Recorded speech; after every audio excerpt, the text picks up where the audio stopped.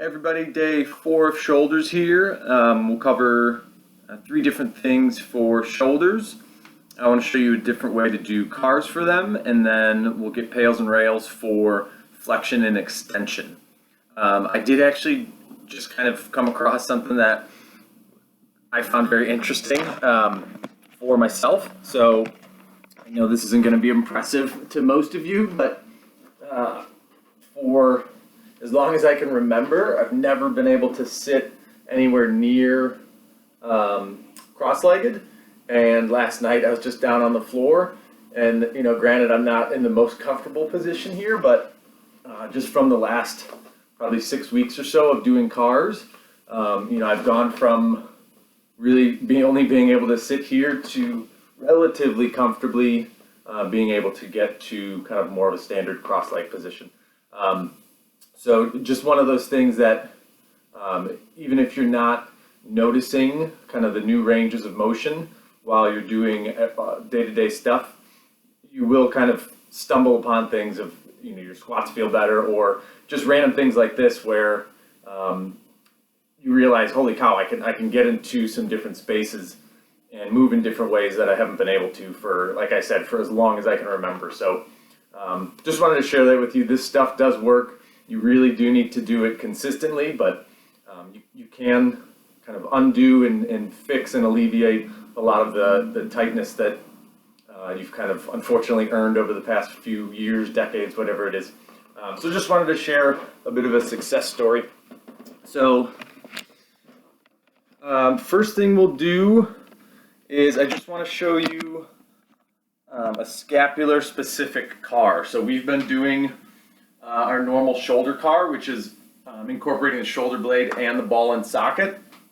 If you feel like you struggle with controlling your shoulder blades on rows or on certain presses, this car is going to be just the shoulder blade here. So we're going to have a nice straight arm at your side.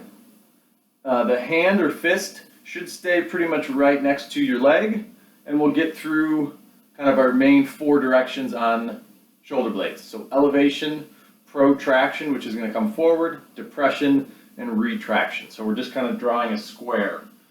So same idea as all the other cars. We're going to move nice and slow. We'll elevate.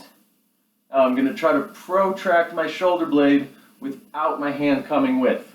So elevate, protract, depress, retract, elevate. Same thing the other way.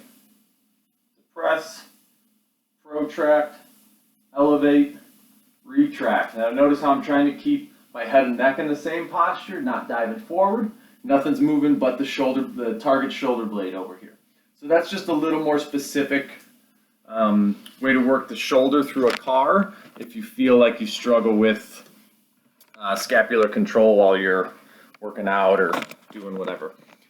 So the 2 PAILs and RAILs I'll get to are going to be for flexion and extension. So for flexion in shoulders, that's when we move up. Extension is as we move back.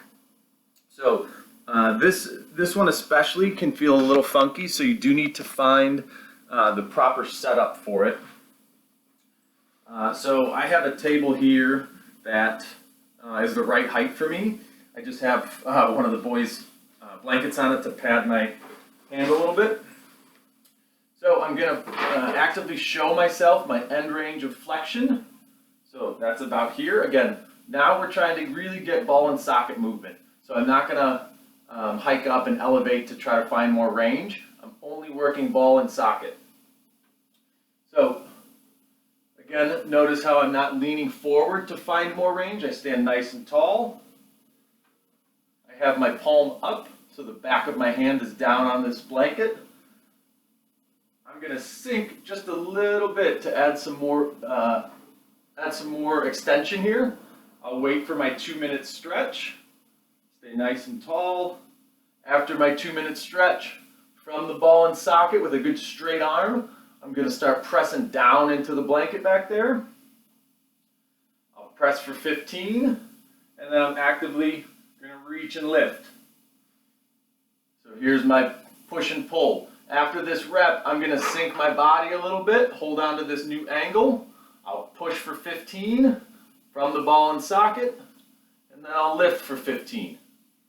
I can do one more rep if I keep getting range, push for 15, pull. So now I can barely lift it off.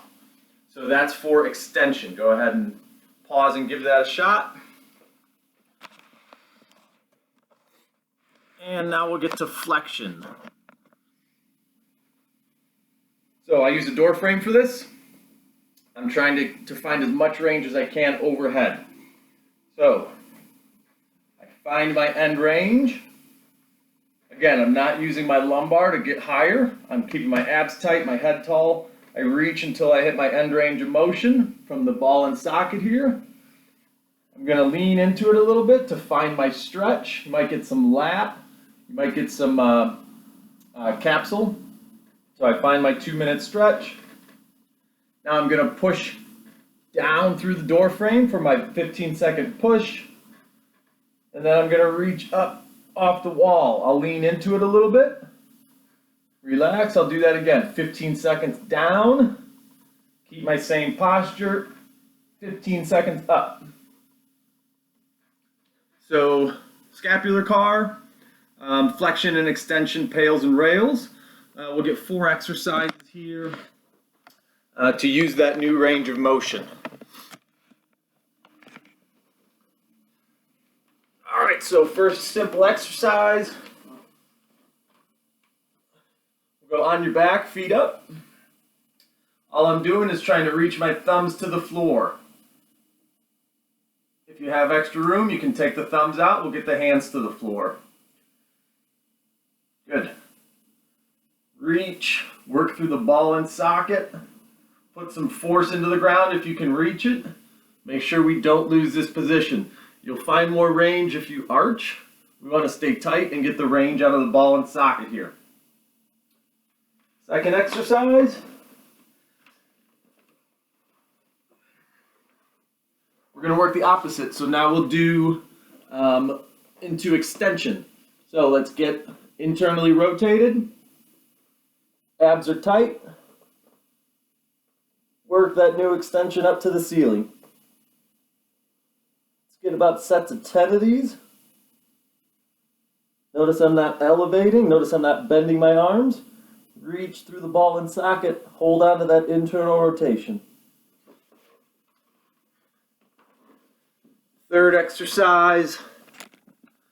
We're just going to mix one of each. So we'll get to half kneeling. Internally rotate where I'm going to extend. My opposite arm is externally rotated. And I'm just going to reach one into flexion, one into extension. I'm flexing as hard as I can here, extending hard as I can here. So we can get 5 of these, holding on to good half kneeling posture.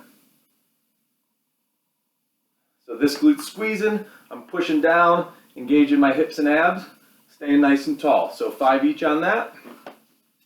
Last one's a little more challenging. We're going to get down to the bottom of a push-up.